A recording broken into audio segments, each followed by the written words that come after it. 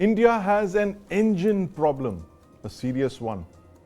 Our warships are powered by gas turbines made by Ukraine and the United States. Our battle tanks are powered by engines made by Russia and Germany. Just last week, India signed a 2,000 crore contract with Russia to buy T-72 tank engines. But the bigger problem is in the air. Our fighter jets are powered by American engines and, of course, Russian engines. India's indigenous fighter jet, the light combat aircraft Tejas, is powered by the US GE 404 engines. Now, in 2021, India signed up to buy 99 GE F404 engines for over $700 million. Now, these engines were to be fitted into 83 LCA Mark 1A Tejas fighter jets being built by Hindustan Aeronautics Limited. HAL is India's only combat jet manufacturer. Now, the engines were to have started arriving in 2023, but they didn't arrive. The reason? The US manufacturer cited supply chain delays. The result? A 2-year delay in the delivery of these fighter jets to the Indian Air Force. And the IAF is already critically short of fighter jets. Now, the first of the F404 engines have started arriving from the US this month. And India has already signed up to buy more GE engines. The GE 414 engines will power the LCA Mark II and the AMCA 5th generation fighter aircraft. That's nearly all our future indigenous fighter acquisitions will be powered by US engines.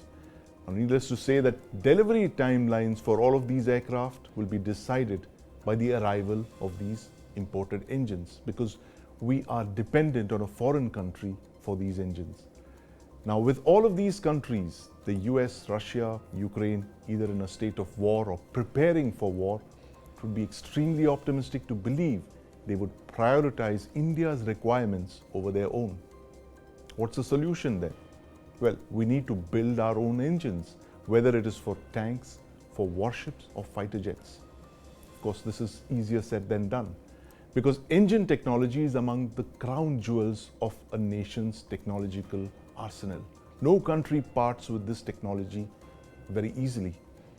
But let's look at where India did it, where we cracked the technology conundrum despite several hurdles. India is among only 6 countries in the world to have developed its own nuclear-powered ballistic missile submarines. We built 4 such missile submarines, nuclear-powered submarines, including mastering the most challenging part, the nuclear reactor. We built it indigenously with some foreign assistance, but now we're completely self-sufficient when it comes to nuclear reactors. Now, we need to learn from our nuclear submarine project. We need to set up special all-of-government projects across services to master engine technology, be it in the land, be it in the air or at sea. Because without building our own engines, the idea of defense indigenization or Atmanirbhar Bharat will simply not take off. That's all for tonight. Thank you for watching, and we'll see you next time with more insights and analysis on the national security agenda.